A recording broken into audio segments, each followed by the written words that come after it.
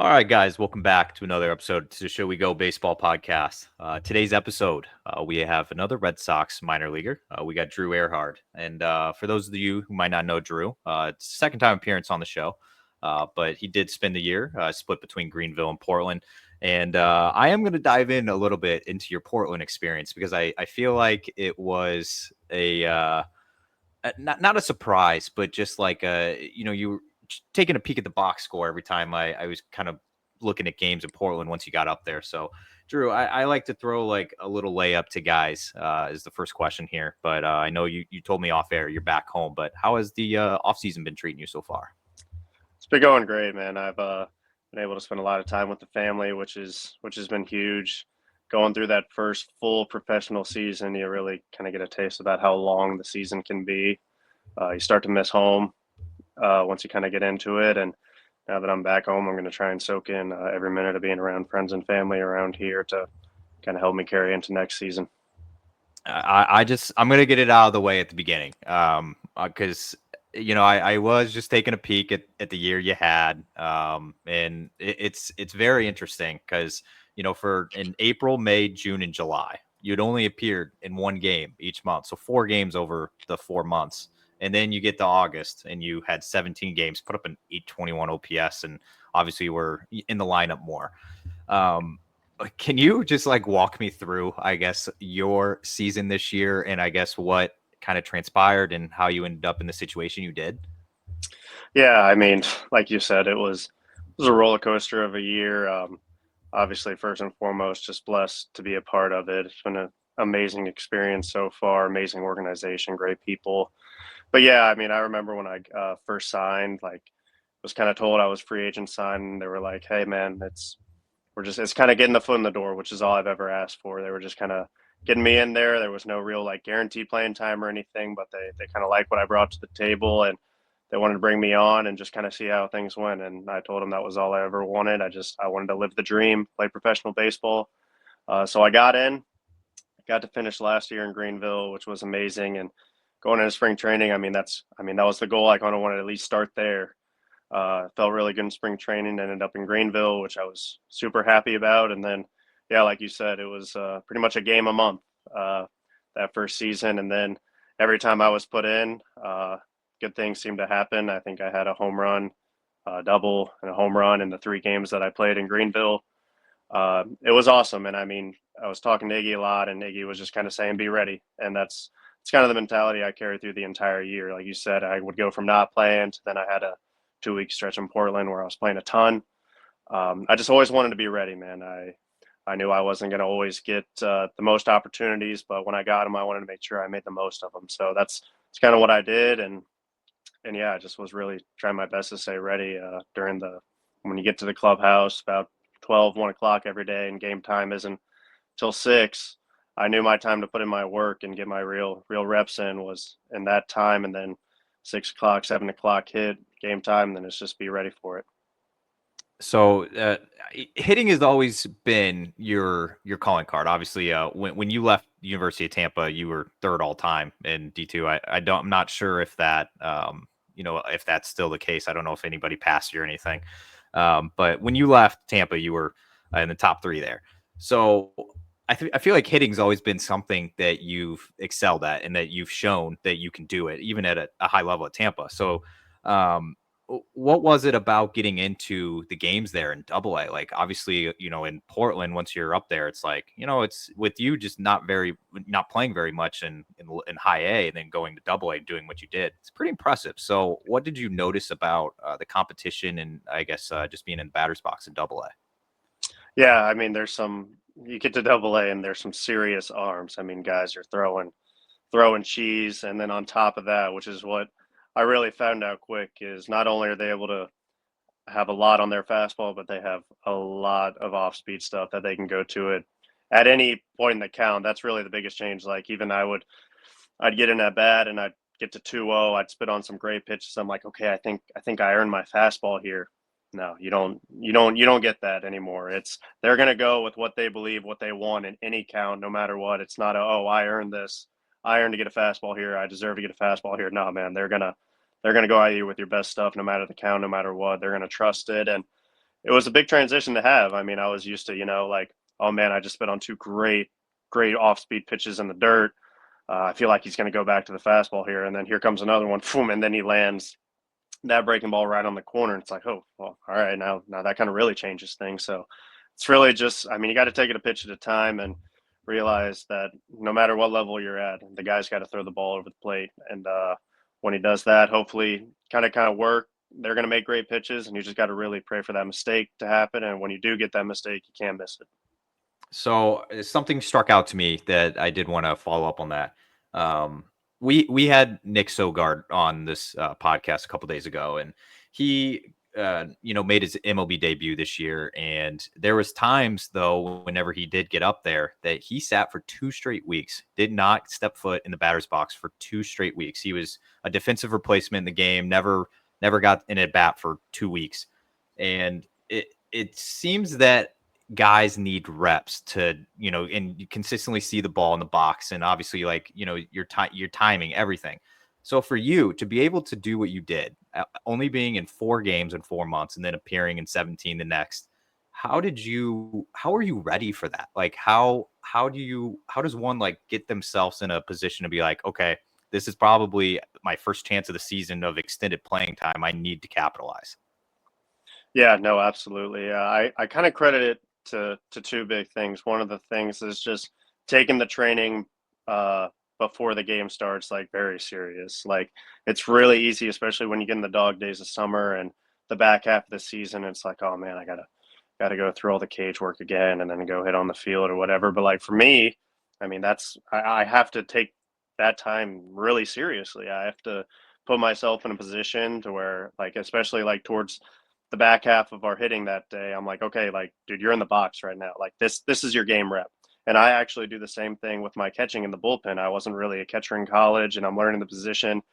And it's easy for guys to just kind of get in the bullpen and just catch the ball, throw it back. But for me, it's all about the preparation. It's about getting in there and putting yourself in the mentality of this is the game. This is it right here. Be ready for it. So then when that time comes in the actual game, it's easy to perform. You've kind of already put yourself in those shoes and you're ready to go. And the other big thing is I always have had a problem with putting a lot of pressure on myself. But one thing I really prided myself on this year was I would kind of take a step back and see the bigger picture and just realize like everything that I worked for when I was a little kid and through middle school, high school, college, like the dream was to play professional baseball. And so at times I would just kind of remind myself, I'm like, dude, you're living it. You're here. You finally got here. Like try not to put so much pressure on yourself and enjoy the moment every time. And I even tried to remind myself in the bat, like I would kind of step out and I played at Tampa. I mean, huge D2 school, but again, still D2. We didn't get hundreds of thousands of fans like I'm playing for him professionally. Well, maybe not hundreds of thousands, but it's a lot more than I played in college. And I would just try and like step out and take a moment and be like, man, this is the coolest thing ever. Like, just soak in this moment, man. You strike out, go back to the dugout, and then maybe you'll do something cool. Maybe you get a hit, maybe you hit a home run. And those are the really times you want to soak in that moment, man. You work your whole life to get to this point, and now you're here, and I just want to live up every single moment that I can. You mentioned the fans a little bit, and obviously Greenville's a very underrated town. I love the city of Greenville, and I know that they draw fans like throughout the summer. But once you get to Portland, you are officially in Red Sox country, obviously being in New England. So what was it like, I guess, playing? I mean, you had just mentioned, playing in front of thousands of fans. Like, I know Portland draws throughout the summer, especially with who they had on the team. But what were your thoughts playing in front of the crowd there and playing in Portland? Oh, it was exactly like you said. It's real like Red Sox country when you get up there. Greenville had amazing fans. They had great pull. That city, like you said, is phenomenal. I loved every second of being in Greenville. Thought that place was great. But then yeah, like you said, like that's when you kind of get your true diehard fans. And they're like as soon as I got up there were people like, oh yeah, we know this about you and that about you. And I'm like, man, I just got here and you guys do your homework around here. You guys know what's going on. So it's really cool. And they're really invested, and it's such a privilege to be able to play and have some success for those people who live and breathe Portland baseball and Red Sox baseball. So really just love being able to put on the uniform for them and play for them. Yeah, I think I remember bumping into you at one point in New Hampshire, and it was quite funny. I think I was sitting with Wee Hunt or maybe Connolly when they had first gotten up to Double A, and I think Blake kind of leaned over to me and he was kind of just like, this is weird. There is fans Red Sox fans everywhere. And he's like, I just had to sign for a kid that knew my dad owns a chicken farm or something. And he's like, why would they know that? And it's just like, Blake, man, you're Red Sox country right now. They know their prospects, man. It's quite These funny to fans do their homework. It's true. It's so true. They're going to do their research and they're going to know what they need to know about you as a person and yeah. as a player. Yeah, especially even when you guys were on the road in New Hampshire, those series were fun. Like, they were kind of funny for me because it's so funny because Toronto's obviously not it's not a Blue Jays fan hotbed there in New Hampshire, but the amount of Red Sox fans that were just swarming that place and the visiting dugout and everything, it's like I remember looking up and there was kids all over the place and they were just like, oh, there's Connolly early, there's whoever, and it's just like, all right, like these guys know what they're doing. So, all right, but off the field though, how'd you enjoy Portland? Like, I know the food scene's pretty good. Obviously, as long as you're a seafood guy, unlike Connolly, but what would you think about I guess the town and the food there? Don't even get me started on that guy Connolly. We'll be here for hours. But yeah, no, I mean the seafood is I'm a big seafood guy and they do it right up there. I mean lobster rolls whenever I get a chance. I'm gonna go find me a lobster roll. It's incredible. Being in that city, super nostalgic. And I mean I'm from Tampa, Florida, born and raised here. I never really before college and pro ball, I never really got out too much. So now that I'm kind of seeing the world and everything and seeing, I just enjoy everything that's kind of a little bit different, and Portland is definitely very different than Tampa. So being out on the water is great. It's so cool to see out there and seeing all the lighthouses. I was a big lighthouse fan. I love going out and finding a lighthouse somewhere. I know for some people that's probably just absolutely ridiculous, but I thought it was super cool. I thought the town was great, and yeah, I had to leave Connolly at home whenever I needed to go find a good lobster roll. Guy was probably Yeah, gonna go and order some chicken fingers or something. nothing wrong with chicken fingers. All right, this is Can't Zaxby's complain, friendly, but but when Where are you you getting them? Where are you getting them from though? Because Andrew has a place that's near and dear to his heart. yeah, I we think talked about this last time. I yeah, think Drew he kind knows. of You yeah know, he chirped me a little bit for my Chick-fil-A call. I think Chick-fil-A is it's tough to beat, but I'm a big Zaxby's fan too. Okay. I do have a question later on in the show that is not the chicken question. That was, we've already settled that on the last one, but it's somewhat related. So, and apparently the bullpen in Portland had a similar question. So we'll see if you know what it is. But Jamie, I apologize for hogging. I'll there you let go. you get in here. You're good. I was wondering, when your brother got drafted last year, what was that like for you, just already being in the system and just kind of having your brother part of the same organization? It was, I mean, an absolute blessing and a dream come true. I was it was all kind of it was thrown into kind of a whirlwind, but it ended up working out great. My family was actually going to come up to Greenville around that 4th of July All Star break time. Well, just before that was when I got promoted to Portland. So when I called my parents and told them the news, they had to also change their flight times and locations because I said, if you guys fly into Greenville, I'm not going to be there. But yeah, they ended up flying out to Portland. My parents and my brother and his girlfriend all came out to Portland for that All Star break and for the draft time. So we were all together when the moment happened, and that was truly, truly special and something we're all going to remember for a long time. And we're just super excited. I mean, I was so proud of what he accomplished and made it up to Greenville and was hanging out with all the guys that I had already met in Greenville. So he fit right in. He had a great time, and I'm really excited to show him spring training and have two Earhards there. Should be a blast. Yeah. I bet he's asked you for advice. What are some things that you've just learned, during your time in minors so far, that have helped you improve and that have helped you grow your game? Yeah, I mean, pro ball. I've been asked that question a lot. Pro ball is definitely very different than college baseball. In many ways, good and bad, obviously. But pro ball is just the big jump from college to pro ball is just you really got to be on top of your own stuff. There's not going to be someone holding your hand to making sure you're doing this, make sure you do that. Like, no, like here's the schedule. Be here at this time. Be here at this time for this. Be here at this time for that. Like you got to be there, and it's on you. It's not like the coach is all going to walk over, and if you're late, and guess what, you're not going to play that day. So really, just being on top of schedules, being on top of taking care of what you need to take care of, and not be dependent on someone telling you everything you need to do. So really just being dependent, not being independent, and taking care of what you need to take care of. Yeah. I was wondering too, how did the Tampa UT compare to other stadiums you played? I lived in Tampa for a year. I went over to that stadium, I think 3 times. I loved it every time I was there. I felt like it was a really good college stadium. What was kind of your experience playing there? Oh man, I was truly blessed to be able to play at the University of Tampa, and not only for 4 years like most people, but 6 years because of COVID. I mean, the staff that they have there and the program that they run there is second to none. I mean, they do a great job. I loved every second of being there, and truly grateful for it. Truly grateful for every second. It's an incredible place to be. Hi, I got another baseball question from this year. It's about your pitching career getting started this year in pro ball. You knew it was coming. I mean, if you took a peek at your baseball reference page, I mean, your pitching stats for the small sample it was pretty impressive. No strikeouts though, but nonetheless, still got in there. Still put up zeros when you were out there. Can you just walk me through like how you became the ace out of the bullpen, like when that came around?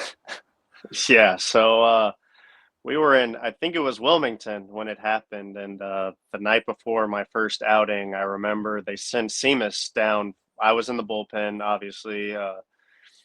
And I remember it was getting late in the game, and Carson Seamus comes running down. And I'm like, oh boy, we're gonna see a little position player on the mound here. And he kind of starts getting ready, and then things kind of change, and he doesn't end up going in that night. I'm like, well, missed that opportunity. And the next night, he's playing third base. So we're down there. It's also the coldest night of the year so far. I'm down in the bullpen. I've got like 3 layers on. I'm bundled up. And we get a call like about halfway through the game. And it's not Kipper's voice. It's Iggy's voice. And he goes, hey, this is Iggy. And so we all kind of like look over at the man with the talkie, and he goes, tell Ehrhard. And I heard that, and I go, oh man, like Rosie got hurt. I'm going to have to go into this freezing cold game I've been sitting here for 5 innings. I've still been moving around, obviously, but it's cold. I'm not used to this, and going to have to go jump into it. And then he pivots, and he goes, tell Ehrhard that things go south here, like he'll be pitching in this game. And I'm like, all right, tell him okay. And the guy with the talkie's like, all right, he's got it. And I'm like, it's not going to happen. Like, it's just not going to happen. Like, it's one of those things that it's going to get built up and you're ready for it, and then it's not going to happen. Well, sure enough, like 7th, 8th rolls around, and you hear Kipper's horse, and he's like, all right, let's get Ehrhard up and moving around. And I go, oh, well, now this might happen. So I lose all the layers, and I get up on the mound, and I start tossing. And then this is still one of my favorite professional stories to this day. I'm kind of warming up, and I'm just lobbing it. I mean, yeah, I was told that's how it needs to be, and that was my game plan going forward. I wanted to, while all the other pitchers are trying to throw as hard as they can, I was trying to throw it as soft as I could. I wanted the hitters to just be completely thrown off by how slow it was coming in.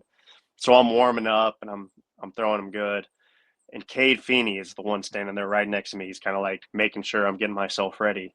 And he goes, hey, I just want to give you a piece of advice here. Every position player that goes out there and does this, at some point they're going to think, man, I can rear back on a fastball and I can get it by this guy. Don't do that. Like, that's the one that's going to get hit. And I go, oh, yeah, I got you. Like, I'm not going to do that. Like, I'm going to go slow, and I'm going to get him with the slow ball. And so sure enough, I get called into the game, bases loaded, 1 out. And I just float one in there. The guy takes it, and he's kind of looking around like, what's this guy doing? Throw him another one, cue balls it right back to me, field it, throw it home. Rosie throws it to first. Boom, inning double play, get out of a bases loaded jam. That dugout's going crazy. It was such a cool moment. And so then I get in the dugout, and he's like, hey, got to go back out there. I'm like, all right, I'm feeling good after that. I'm ready to go. So I go back out there, get the first guy, weak pop up. I'm like, here we go. Next guy, float one, takes it, float another one, and he's kind of late on it. He fouls it like off to the side, but I could tell like he was like late on it. He hit it behind him. I'm like, well, shoot, if he's late on that, like I think I can sneak one by him if he's going to be late on that. So sure enough, I like try and sneak one fast, and I think I threw it in at probably 73, and I get a line drive right by my ear, boom, at 103, single into center field, and I just go, God, Cade Feeney told me that one was going to happen. And so I'm like, after that, I'm not going to throw another one hard. And then thankfully, guy hits one into right center. I think Chalky throws him out at second. Next guy pop up to third. Boom, no runs that inning. I'm good. And that was my first professional outing, and got out of there with all zeros, and I was pumped. Yeah, I just took a peek at the game logs that you had, and the first one was inning and 2/3 with only 2 hits and 0 runs, 0 walks. And then you put up more zeros. You had I guess an unearned run in your second outing, but then you gave up the homer in the third outing. Did you know that once you threw it, it was going to be gone? Was one of those like you threw it and you're just like, nope, that one's gone.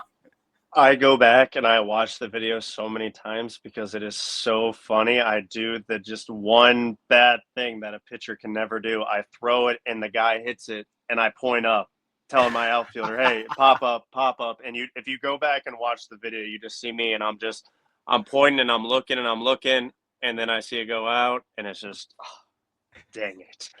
He hit it right perfectly in the soft spot of that Greenville Stadium too, where the monster comes down. And then the wall gets normal size again, and then it starts kicking out. He hit it perfectly into that L, which is what I call like the soft spot of the stadium there. And yeah, I was just like, oh, that one sucks. Well, Yeah, that that one was tough. You know what? At the end of the day, though, for a guy that's not a pitcher, and you just look at the stat sheet for the year of 2024, and you got, I know ERA is kind of a dated stat. You got a 2.45 ERA for the season. All right, that's pretty damn good. So it's the stat that I'm most proud of is when we have one of the big things that our pitchers track is early and ahead. So making sure you can get to 2 strikes before 3 pitches, and that was one category that I dominated. So every day in the clubhouse, the pitching coach puts like the organizational leaders in that category, and you see my name up there at the top. So every day when I get there and I'm standing next to Conley or I'm standing next to Weehunt, I got to tap him on the shoulder and I go, "Hey, you got to chase that guy. That guy knows early and ahead, man. You got to chase that. Go beat that guy." And they're just like, "We still don't know how you do it, bro. We don't know how you're just able to just keep throwing strikes." I'm like, you forget that every time you throw a ball 60 feet, 6 inches, I'm the guy that has to throw it back that same distance. And I don't know if you're paying attention, but I'm hitting you in the chest every time. So I'm a little familiar on how to throw a ball with a little bit of accuracy from 60 feet, 6 inches. It's actually a good point. Never really thought of it that way. I don't know. It's catchers are always consistent with it. I feel like you never notice it unless you notice it every now and then when a ball's like way up here or something. But most 98% of the time, it's right there. So it's a good point, man. Never really thought of it that way. All right, I just had to talk about the pitching a little bit because I do remember you getting in some games this past year, and it was entertaining. I love seeing that on Twitter. I know Hunter Knoll was always sharing it or whoever, and it was fun to see that out there, and get you in the box score as a pitcher. I don't know, I love that. All right, so Jamie, I'm moving off the field. I don't know what you have here. If you have, I got one more than a couple off-field ones. Do you have a favorite position since you're kind of a Swiss Army knife guy? Do you have a favorite one? Whichever one that they decide to put me in to be in that starting 9, honestly. But man, I played shortstop in high school. That's always a fun spot to play. Truly fell in love with second base when I got to college, especially because it took me. I thought the transition in high school being a shortstop, and then I get to UT and they told me I'm going to play second base. I was like, oh, that's going to be an easy transition. I was terrible my freshman fall. I mean, my coach straight up told me, he's like, dude, you're hitting well enough to be my everyday second baseman, but with the way you're playing out there, like, I don't know if I can put you out there. So it's really a rewarding position for me because I really had to work at it and earn it. And then I put in the work that off season and end up winning a Gold Glove at second base my freshman year of college. Like, so to be able to have something that you truly, it's better. It's just better after you really have to work for something like that. So I've always had such a love for second base. I've always had a passion for catching. So I think that it's amazing that that's what I'm getting to play a little bit now too. It's kind of the same story that happened with my dad. My dad was an outfielder in high school and college. He was messing around with some of the catchers at UT doing throwdowns, and a scout happened to be watching. And when he got drafted, he goes, "Guess what? You're going to be a catcher now." So it's kind of cool following in his footsteps in that sense, being a guy that wasn't a catcher, get picked up as a catcher. And I love just how involved it is. I'm now a big, I've always loved the pitchers, man, getting to know those guys. There's some characters for sure. But yeah, I mean, second base and catching is awesome. First base, I played quite a bit in Portland. That's a fun time. It's a little bit trickier than a lot of people give credit for, but that was a blast too. Yeah. Would you say it's been the hardest part about learning catching? That's a position. I feel like a lot goes into that. Learning how to catch a ball that a guy is throwing as hard as he can at you, for sure. I mean, these guys are professional pitchers for a reason. I mean, they throw heat, and they're throwing it with movement too. And then all the breaking pitches, like their goal is to throw it with as much movement as they can. As much as they're trying to fool the hitters, well, guess what? I'm the guy trying to catch it and present it, frame it, however you want to say it, make it look as much as a strike as possible. It's been really challenging in that sense. I mean, just really trying to learn. And that's the other thing. Every pitcher, say all these guys throwing a four-seam fastball or a sinker or a cutter, like every one of them is going to be a little bit different. Some guys are going to be more lateral, a little bit more depthy, a little more like kind of just a true bullet.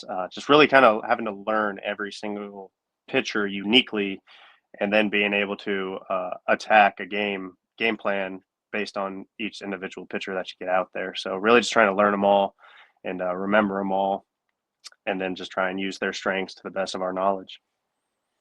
Do you have any good Chad Epperson stories from the year? I think being around him was for as few times as I had met him and how open he was with me and just like a character just right away was very impressive. And I figured playing for that guy, I'd probably run through a brick wall playing for that guy. So what was it like playing for Epi? You hit the nail right on the head. I mean, I would run through a brick wall for that guy. I mean, he is such a great coach and great man. Like, he cares about his guys on the field and off the field. He's always checking in on guys on just how they're doing, regardless of what's going on the field. He just wants to know how you are as a dude, as a person.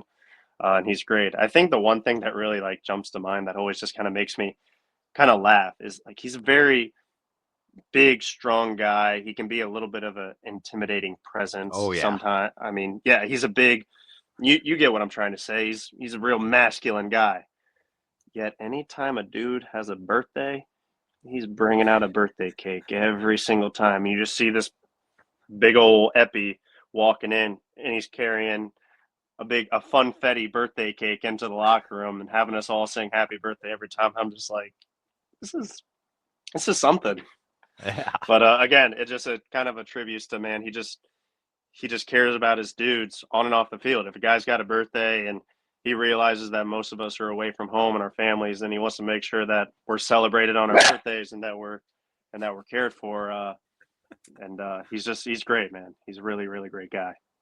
Yeah, I think you described him perfectly, because I kind of like pictured, I could see him being like, if there was a biker bar with a bunch of Harley motorcycles outside, Chad Epperson's one of those guys that's riding one of those Harleys, but then he's just like so genuine and nice, and it's just like, all right, maybe he doesn't have a Harley sitting outside the stadium right now, but he's a great man. I've liked him. I've very small sample size that I have, but I feel like every player just loves that guy, so it's telling.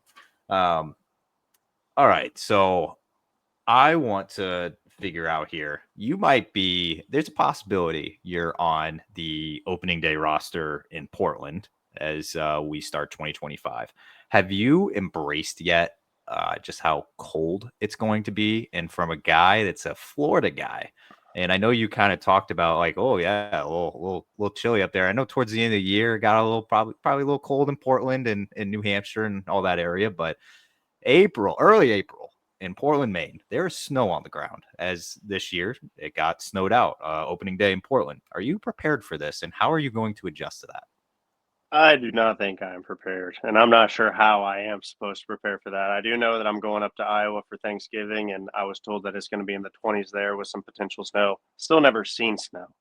25 Oh, years okay. old, still never seen snow. It's definitely been in the back of my mind. And like I said, I remember being in Greenville and the guy saying, "Oh, Portland just got snowed out in their opening weekend." I'm like, that would be terrible. And Oh yeah. so the fact that I can be potentially up there for that this next season is a pretty scary thought because, like you said, Florida boy, thin blood, thin skin. I mean, it's going to be a battle, but again, I think it's going to attribute to the mental toughness. I'm going to have to really do a lot of mental toughness training this off season to kind of get myself ready for that cold weather because I'm a big softie. Even today, this morning, it was I think it was like 63 when I walked outside this morning. And I'm like kind of shivering a little bit, and I'm like, dude, this is going to be nothing if you end up in Portland to start the year. Like it's going to Oh be yeah. real cold. This is not real cold. This is Florida cold. That's going to be real cold. Yeah, Portland, an amazing place to be in the summertime. I think it's honestly like one of the better places to be in the summer when it's like June, July, August. It's like perfect. It's like you're out on the water. It's warm. You got a breeze coming off the ocean. Fine. April, yeah, not really. Yeah. Good luck with that one though. And I know Blaze Jordan struggled with that this year a little bit. You know, he was all over Twitter being like, I never even knew this was a thing that a game could get snowed out on opening day. That's crazy. So yeah, that's going to be something to look out for. All right. Every single guy who we have on this show, when I ask this question, I get two answers. And really, those are the only two answers that I've been getting, honestly, ever on this. But you're not a pitcher, so maybe this is a little different. I think I am. Think I am. Oh, all right. Fair. I totally contradicted myself from earlier, the segment earlier. All right, fine. You're a part-time pitcher. I'll agree with that. So what do you do in your off time? And a lot of guys have been giving me they play video games or they golf. Are you in those categories? Whew. I am absolutely in both of those categories. Definitely more one way than the other. I mean, like I said, I'm with the off season time right now. I go work out, do my hitting, do my defense stuff, and then I come home and I have been known to grind some video games for a little bit. I'm not one of those guys. I think the guys that play for hours on end are insane. After like 1 hour, I'm like, my eyes are burning, my brain's melting. I need to step away and do something else. But I enjoy doing it for a little bit. I do enjoy some golf from time to time. I actually just played on Tuesday. My problem with golf is that, and my round on Tuesday is a perfect example. Through 7 holes, I was playing the best golf I played in my entire life. After that, I am an absolute meltdown. I think I had maybe after the 7th hole, I think I may have had 3 or 4 good shots the entire time. I think golf just needs to be cut down to 9 holes. 9 holes, call it a day. As soon as I make that turn every single time, I am not worth anything on a golf course. First 9, I might be all right. I might be decent, but after I make that turn, man, I'm hot. I'm tired. It's a lot more walking around than you think it is, even when you're on a golf cart. Oh yeah. Yeah, I just get drained really quick, and I mean, yeah, that back 9 is not my friend at all. So speaking of the back 9, you want to chirp our good friend Connolly early. Blake told us that they golfed a week or two ago, and Connolly shot 3 over on the front 9, feeling real good. Was going to hit was going to be the lowest he's ever hit. And then he proceeded to go 23 over on the back 9. So, and he had a meltdown. So if you do want to chirp him about that, that's probably pretty fair. Anything I can do to chirp that guy, I'll definitely use. All right. Well, Jamie, I got 2 left. And I don't know if you have anything, if you want to empty the tank here. We're getting to that time of the show. Yeah, I got what's your go-to place to go in Tampa for golf? Oof. It used to be the place down the road was Pebble Creek. It's a little neighborhood. It's a pretty nice spot, but they actually tore that golf course down a couple of years ago. Still been kind of hunting for my spot to go to. The course we went to on Tuesday is called West Chase. First time playing there, really nice. Really. And again, not saying this is the reason for how I played, but the front nine, beautiful. I felt like the course was pretty easy. Back nine, again, could have been just my playing abilities, but also I swear those fairways got a lot tighter on the back nine. So I think there was something to that at the West Chase course. I'd be curious to see how someone who actually plays golf and knows golf, if they would agree to that or not. But at least for me, that back nine, the fairways got a lot tighter and a lot more bendy, and there was a lot more water. And wherever there was water, I sure found it. Yeah. The place I went, I forget where I went. I went to Riverview a couple times, which had a couple good courses, but I forget the name. Yeah, I've heard of I've got some buddies that live out in Riverview, and they say they've got some good courses out there. I'm not sure I've ever went out and tried one yet, but I'd love to do it. Yeah. And what's your favorite stadium you've played at in the minors or in college so far? The one that jumps out the most is Dunkin' Donuts Park, Hartford, Connecticut. I mean, that stadium is real deal. I mean, I haven't been to AAA, but I mean, I feel like that stadium could compete with almost any AAA stadium there is. That the atmosphere and just how it's built, the aesthetics of the place, like I thought that was the coolest place ever. And that was only like my second or third series after being called up, and I'm like, wow, if all the stadiums are like this, I'm gonna be in a pretty good spot up here. Yeah, I really I mean, dude, Hartford is incredible. Obviously a little biased towards Worcester. It's brand new. It's really nice, but Hartford, man, they got a good one down there. I didn't actually mind New Hampshire either. I feel like New Hampshire was, it was okay, but it was. I feel like Portland does get a lot of, it's a little older up there, but you guys are getting a new clubhouse, by the way, in Portland, which I just saw that. Yeah, I agree. I think the Portland Stadium is a little bit older, but like I also think there's a coolness to that too. It's very nostalgic, and that's what a lot of people, when they ask me like, what's the difference between Greenville and Portland? And Greenville, everything feels really new. It's fresh. It's hip. It's kind of almost like, I hate to use the word, it's almost like trendy. Like everything's really new, and obviously you have the replica of the Green Monster there and Fenway there, and it's beautiful. Everything just feels really new there. And then you get to Portland, and I'm like, this is what I feel like minor league baseball is like. Like it's old, it's tough, it's been around, it's seen something. And that was the cool thing for me being in the Portland clubhouse. I'm like, man, these walls have seen some legends come through here. And like, for me, I thought that was one of the coolest things ever. Just the things that this stadium has seen it has to have been incredible. I mean, at the end of the day, too, I mean, that's why Fenway's Fenway. It's like people don't like Fenway because the seats give you splinters and, some of the ways to walk don't make any sense for fans. Like it's a wild setup. Honestly, if you've ever gone as a fan, it's I mean, some of it just doesn't make sense, but it's just so old, and it's just like there's been so many people that have been here, players that have played here. It's just what makes it fit. So I'm sure you're excited about the new clubhouse, though. I think it's probably well needed. I think at this point, I think all the players will enjoy that one. All right, I'm gonna get it into. I got a food question here for you because Jonathan Brand may have slipped and told me a topic of discussion in the Portland bullpen this past year. And I don't know if you were part of it when this was going on, but did you remember ever getting asked a question? It was about what 5 liquids would you have for the rest of your life? That's right. We definitely did. I was there for that one. Okay. Well, I have my own spin on it because I don't want to copy you guys. Because I actually had this question previously, and then he came on and he was like, "Oh, we actually asked your 5 fingers liquid. Like, what would you choose?" So I have a different spin on it because I'm a food guy.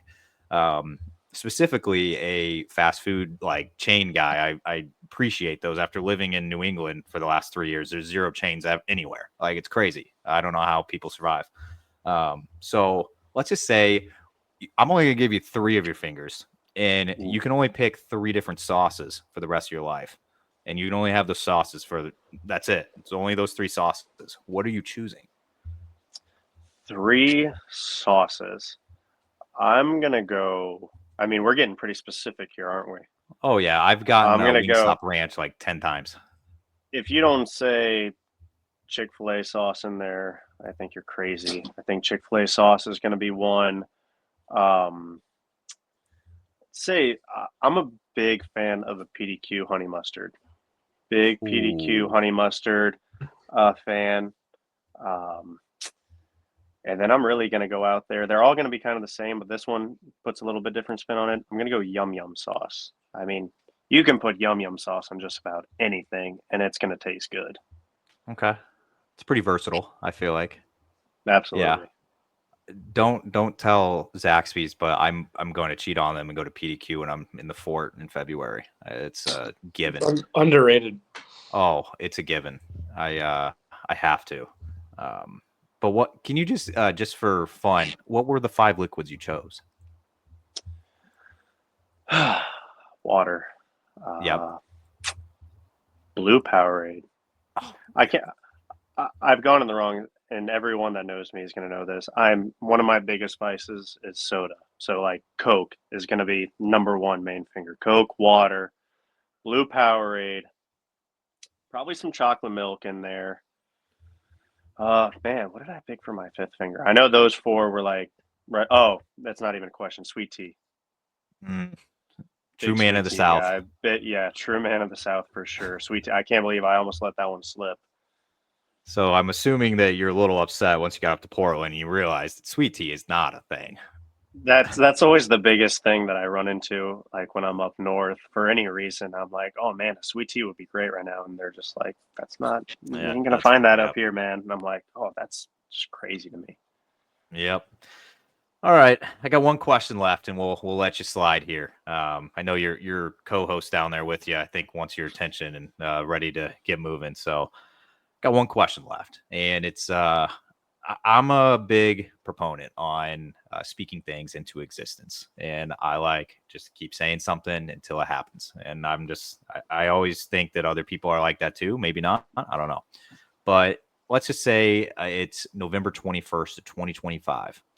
And you are done with your 2025 baseball season. Can you give me like 1 or 2 different things that you would like to speak into existence that you want to accomplish for next season? Yeah, and I mean, I think the one biggest thing that a lot of people would, I think, agree with is I would absolutely love for me and my brother to be on the same field at the same time at some point in 2025. I think that would be truly special, not just for us, but for our family and all of our friends. I think that would be just a complete blessing. And then outside of that, the goals are just, man, enjoy every moment. Like I don't want to leave anything on the table. I don't want to have any regrets. Anytime I get to step between those lines, I want to be able to say that I gave it my all every single game that I was out there, whether it be every single game or it's only a couple of handful of games. I want to be able to say that I left everything out there and I never held anything back. So just for reference, when was the last time you and your brother got to play on the same field at the same time? I think there was only like really just like one time. I think it was when I was about to maybe go into high school or something. And I had a couple of friends that had younger brothers that were Zach's age too. And we just decided to enter in this like random tournament down the street. And we just created this like made up team where it was a bunch of us and all of our younger brothers were on the team as well. And, uh, and the tournament actually gets rained out. But we ended up convincing one team to like hang around and just play one game with us because that was all we wanted. We were like, we just want to play with our brothers, uh, just like one game. We just want to see how it goes. We just want to make it happen for the memories, and we got to do that. And actually, the last inning, again, I was an infielder all that time, but Zach was practicing pitching, and I'm like, hey, last inning, you go pitch, I'm gonna catch. So we got to do that, and that was a super cool moment. So it's been a lot of years now, and we're looking forward to making it happen again. Well, I know what I'm rooting for once spring training comes around. Hopefully, one of those games. I know it won't. It's spring training, but still, would be pretty cool. Then, obviously, hopefully, that happens in Portland as well throughout the season. But Drew, Thank you so much for returning to the show, and we're best of luck the rest of the off season, and we'll be seeing you in February in spring training. So best of luck, and thank you so much for hopping on. Yeah. Absolutely, guys. Always a blast. Thanks for having me.